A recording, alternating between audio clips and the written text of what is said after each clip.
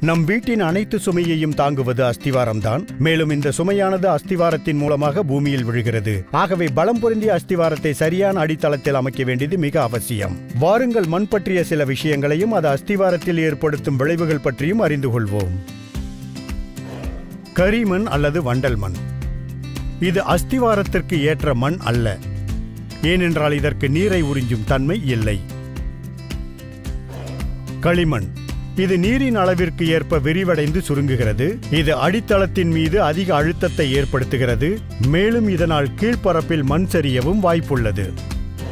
மணல். தளர்வான மண்ணின் துகள்கள் அளவில் பெரிதாக இருக்கும். மேலும் இவை தண்ணீரை உறிஞ்சாது. மெல்லிய மணல் அஸ்திவாரத்திற்கு உதவக்கூடும். மணல் மெல்லியதாக இல்லாவிட்டால் எளிதில் உதிரக்கூடிய வாய்ப்புள்ளது. இதனால் அஸ்திவாரத்தின் அடிப்பரப்பில் இடைவெளி ஏற்படவும் வாய்ப்புள்ளது.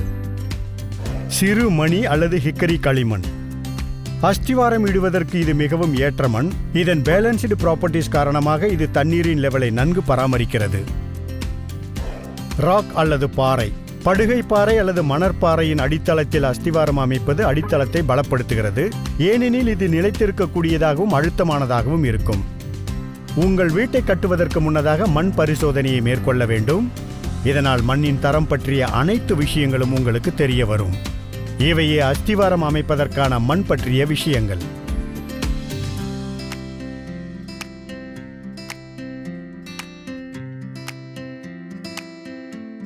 இந்த வீடியோவை லைக் செய்யவும், கமெண்ட் செய்யவும் மற்றும் பகிரவும். தொடர்ந்து பாருங்கள். வீடு சம்பந்த விஷயம் வழங்குவோர் அல்ட்ராடெக்.